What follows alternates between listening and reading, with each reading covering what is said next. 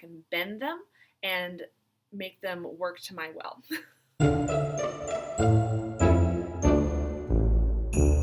Hello everyone and welcome back to my channel. My name is Patricia Meredith and I am an author of historical mystery. My first series is the Spokane Clock Tower mystery set in 1901 Spokane, and then I just released the first book in a brand new series.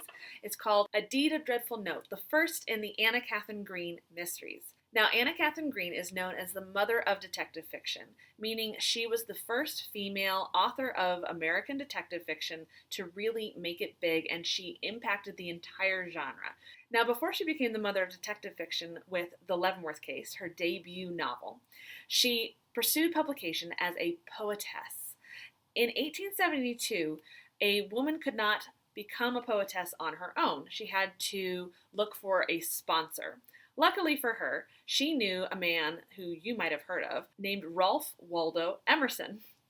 She happened across him at her college, and they struck up a correspondence, and she sent him some of her poetry. Now, unfortunately, Emerson was not too encouraging. He said very nice things about her words, but then basically said, "Don't quit your day job," or maybe you should pursue other avenues of writing. So unfortunately for her, she did not get her poetry published. Instead, she ended up pursuing mystery, and then after she had published 3 mystery novels, her publisher, basically out of gratitude for her selling so many books and being so popular, said, "Fine, we will publish your poetry." So she did get her poetry published. It was never as popular as her mystery novels. In fact, when she died, the obituary for her said, A.K. Green dies, noted author, 88. The Leavenworth Case in 78, followed by 36 other books. Wife of Charles Rolfs, wanted to write poetry. Wrote detective stories to draw attention to her verse. Changed mystery fiction. And that was in the New York Times, April 12, 1935.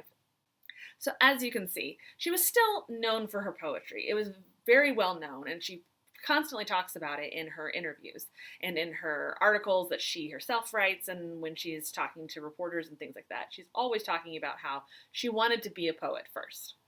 I think this is very important as part of her story and for understanding her writing style, because when you pick up her books, so The Leavenworth Case is the first one, when you go to pick it up, you're going to find her words are very eloquent. She is very good about choosing the right word to evoke the exact meaning that she wants.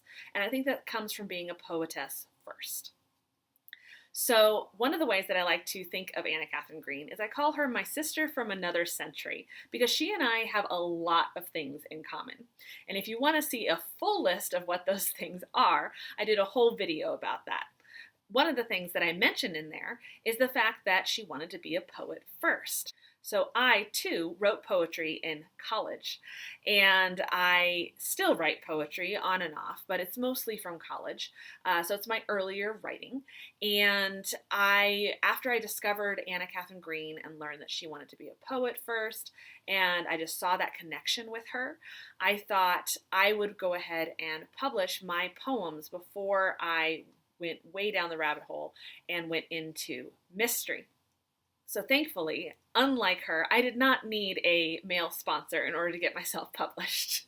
Instead, I put my words out there. Now, I discovered Anna Katharine Green while writing Butcher Baker, which is the first book in the Spokane Clock Tower mysteries. Then I wrote the first draft of A Deed of Dreadful Note. 4 years later, I came back to it, and now it is what it is and how it was published. So in the middle of there, I decided to go ahead and do self-publication. I have an editing background, so I knew all of the steps. So I thought, you know what, I'm just going to give it a shot. And I thought, in order to test run the process, I'm going to publish my poetry first. So I did. So if you go searching for my name, you might discover Happenings, which is an ebook of my poetry. This is actually only the first half of a collection that I have of all of my poetry that I have written. If you want to really get into who I am as a person, I highly recommend picking up a copy of Happenings. So today, what I thought would be fun would be to share some of Anna Katharine Green's poetry and some of my poetry. But before we dive in, I wanted to talk a little bit about some of my influences. Anna Katharine Green was influenced by the authors of poetry that came before her, and I also am greatly influenced by the authors that came before me. One of the most influential poets for me is E. E. Cummings. Now, E. E. Cummings is known for playing with grammar and playing with words, and it's all about what the words look like on the page. And if you pick up a copy of Happenings, you will see very quickly that I am the same way. In fact, I had to force the ebook into a format where you can see the words where I want them on the page. So it's not the best format. Eventually I would like to release it in print, perhaps even as an audiobook with me reading it, but as you will see, and I will be sharing them on the screen here when I read them, it's really, I want you to see the words. And so I think the best way to share them is really this way, where I'll be reading them and then you will be able to see the layout of the words. Because like E. E. Cummings, I love playing with space on the page. And because I'm an editor, I love that I know all of the rules, so they become guidelines in which that I can bend them and make them work to my will. And it's a magical thing, which is why my hand is doing this. Now, most people might not think of grammar as a magical thing, but to me, it absolutely is, because playing with words on a page, it just brings a whole new meaning to the words that are there and the words that are not there. So, E. E. Cummings is definitely one of my most influential authors. The second one that I absolutely have to mention is Lori Lamont. Now, Lori Lamont not only publishes her own poetry, but I had the honor of having her as a professor at Whitworth University. So I graduated from Whitworth in 2008 with a creative writing degree. And I owe a lot of my writing style and voice to Lori and another professor who was Vic Bob. So if you pick up a copy of Lori's poetry and you also pick up mine, you will see very quickly that we write in a similar style. I ended up playing with my space a little bit more, and you'll see my words move across the page a little bit differently. But where her breaks are very important. They provide a pause and a beat within her words, and so they are just absolutely beautiful. Now, in the front of Lori's book, she mentions Wallace Stevens, and Wallace Stevens is another one that was incredibly influential on me. So this is Wallace Stevens, The Palm at the End of the Mind. My final paper that I wrote as a senior in college was actually all about him and perception versus reality. It was a really fun paper to write, and maybe someday I'll put it out there. But again, you will see, he writes very simply. He uses breaks, and he has a lot of poignancy behind the words. There you go. Some notes that I took in college on his poetry, because it's incredible what he can do with words. So in addition to him, I also am greatly influenced by Jane Kenyon, William Stafford, and Donald Hall. All of these poets I highly recommend you check out. I don't want to go too deep into it because what I really want to get to is sharing with you some of Anna's poems and some of mine. So I'd like to begin by sharing the 4 poems that are in my book, A Deed of Dreadful Note, that are written by Anna Katharine Green. Now, she wrote these before publishing the Leavenworth case, and they inspired several of the scenes that I include in A Deed of Dreadful Note because of the emotion that is shared by her. It was amazing to see how these poems fit perfectly with what I had planned for the plot for A Deed of Dreadful Note. Because although it is all inspired by real events, some of it, because it is historical fiction, I had to make up. But I didn't have to make up a lot of it, because a lot of it Anna told me already. So the first of the 4 poems that I would like to share is called Through the Trees. If I had known whose face I'd see, above the hedge, beside the rose, if I had known whose voice I'd hear, make music where the windflower blows, I had not come, I had not come. If I had known his deep I love could make her face so fair to see, if I had known her shy and could make him stoop so tenderly, I had not come, I had not come. But what knew I, the summer breeze, stopped not to cry, beware, beware. The vine wreaths drooping from the trees caught not my sleeve with soft take care. And so I came, and so I came. The roses that his hands have plucked are sweet to me, are death to me. Between them, as through living flames, I pass, I clutch them, crush them, see? The bloom for her, the thorn for me. The brooks leap up with many a song I once could sing, like them could sing. They fall, 'tis like a sigh among a world of joy and blossoming. Why did I come? Why did I come? The blue sky burns like altar fires. How sweet her eyes beneath her hair. The green earth lights its fragrant pyres.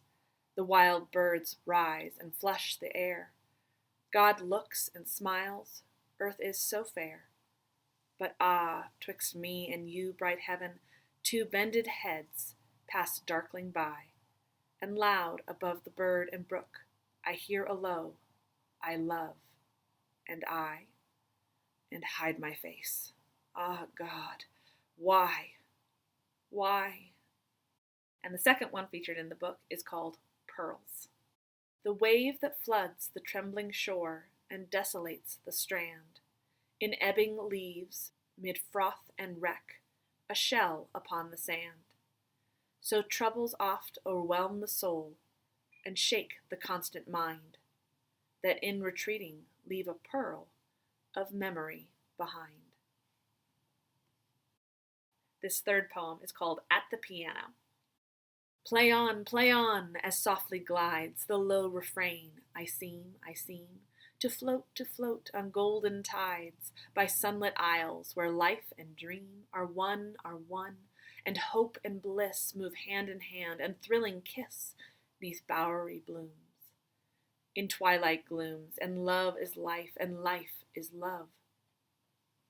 Play on, as higher rise the lifted strains. I seem to mount through roseate skies, through drifted cloud and golden gleam, to realms of thought and fire, where angels walk and souls aspire. And sorrow comes, but as the night that brings a star for our delight. Play on, the spirit fails, the star grows dim, the glory pales, the depths are roused, the depths, and oh, the heart that wakes, the hopes that glow. The depths are roused, their billows call the soul from heights to slip and fall, to slip and fall and faint and be made part of their immensity, to slip from heaven, to fall and find in love the only perfect mind, to slip and fall and faint and be lost, drowned within this melody, as life is lost and thought in thee. Ah, sweet, art thou the star that draws my soul afar, afar? Thy voice the silvery tide on which I float to islands rare and rich, thy love the ocean deep and strong, in which my hopes and being long to sink and faint and fail away. I cannot know, I cannot say, but play on. And this final one is called Shadows. A zephyr stirs the maple trees, and straightway o'er the grass the shadows of their branches shift, love, but do not pass. So though with time a change may come within my steadfast heart, the shadow of thy form may stir, but cannot, love, depart. And now I would like to share some of my personal poetry. So again, you can find these in Happenings, which is available in ebook format. And I will be sharing the words across the screen so that you can see the formatting that I used for them. The first poem I would like to share is called Inspiration. How quickly inspiration comes at the most bizarre moments in history. They come in a flash and leave just a shadow of what could have been. I grasp out quickly, but often my fingers just brush the very tips of the breeze of chance. So often I'm too slow. So often I'm too late. So often I miss the breeze. But at other times, I'm able to catch the full wind and tie it down, somehow. How does one train the breeze? How does one tame the wind? How can anyone ever even dream? It's impossible. Yet I've seen the impossible possible. I've seen the tamed dragon of a dream. And perhaps someday I'll be the one standing, still in the breeze. This next one is called What Can I Do? 1. Warmth permeates the goose-bumped flesh of the arm of one I adore, but I cannot get her warm. I cannot drip the life back into her as she slips beneath the surface of my love. 2. At a loss for words, such an empty phrase, yet fitting. A glove without a hand, a scarf without a neck, a hat without a head. Are these the same as a mouth without words? No, it is worse. A mother who lost a child, a husband who lost a wife, a sister who lost a brother. These know the meaning of the words that are not there. Pain, grief, sorrow, love, empty phrases all, for things unable to be described, no matter the language used. Each escapes the words that cling like soft down. 3. Love should be able to save a life. It should be able to stop pain and heal all the wrongs in the world. But it doesn't. Now what? 4. Will she never smile again? Will she never laugh the laugh that all men live to hear from a woman in love?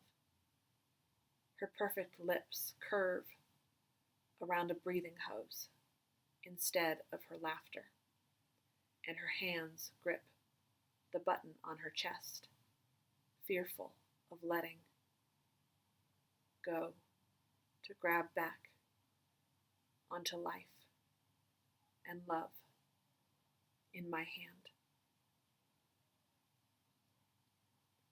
5. It rained again, as it often does, but there was no smile in it for me.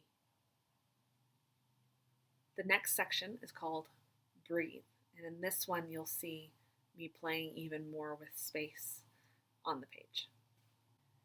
So the first poem is called Breathe. Breathe. Breathe. I say to myself, breathe. Breathe.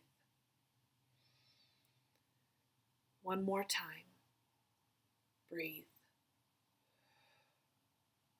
Breathe. Feel again. Touch again. Understand. Remember. Breathe. This next one is called Living Our Lives Within the Sight of Everything.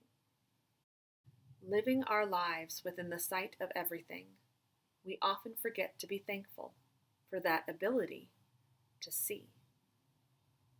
To see you smiling at me, to see them laughing in the morning sun, to see her lying on the grass, gazing up into the evening stars, to see him here with me, arms wrapped about the sunrise.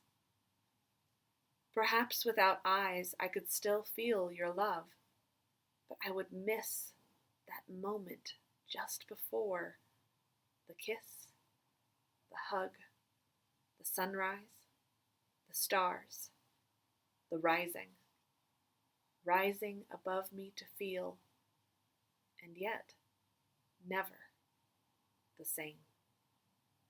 And then the next section is called The Happening.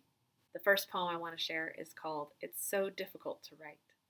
It's so difficult to write when my feet are still swaying to the beat your shoe proposes as it slips beside mine, replacing my footstep with your own, stepping just ahead of you, pushed forward in the strength of your arms to a rhythm I am unfamiliar with, a new rhythm, strange yet soothing and tempestuous.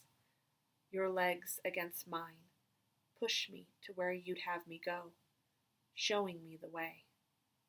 Slow, slow, quick, quick, slow. Your steps are in harmony with mine as the dance moves us along. I close my eyes and lose myself in your rhythm, your heartbeat, side to side. Head on your shoulder. You are my guide, and I will follow where you lead. So a little background behind that particular poem. My husband and I met swing dancing, ballroom dancing. So that's why that poem, it came out very easily after one of the first dances with Andrew. And then the last one I would like to share is called Realization. Realization cauterizes the wound of months past. I am no longer alone. So if you are a fan of poetry, or if these words touched you in some way, I hope that you will do me the honor of picking up Happenings, my ebook of poetry, and also A Deed of Dreadful Note, and discovering some of Anna Katharine Green's poetry intertwined with her personal story of writing her debut novel, The Leavenworth Case. Thank you so much for joining me today. If you have any recommendations for poetry that is evocative and full of meaning and heartfelt, I would love to hear about it. I would love to discover some new poets out there. I know a couple personal friends of mine are working on poetry, and I'm so excited to read those when they come out. So be sure to follow me here on YouTube at @PMeredithAuthor, but also check out my website, patricia-meredith.com, where you can sign up for my newsletter and receive a free copy of The Leavenworth Case, Anna Katharine Green's debut novel, including an introduction by myself, tying it into all of the history that I have uncovered. And actually, that's still just a brief look at some of the research that I've uncovered. For more, my website is full, and if not currently full with Anna Katharine Green stuff, it's about to be overflowing with it. Over the next year, I'll be posting more blogs and more talks about who she was and how important she is to history, even though she is a forgotten female today. You can also learn more about my research behind my other series, the Spokane Clock Tower Mysteries. I am currently working on book 4 in that series, so I'm excited to get that out to everybody. Thank you so much for joining me for this a little bit more personal look. I feel like poetry is always a deeper, more personal look at a person's emotions, and it just really gets to the heart of some things. So thank you so much for joining me. Have a wonderful weekend.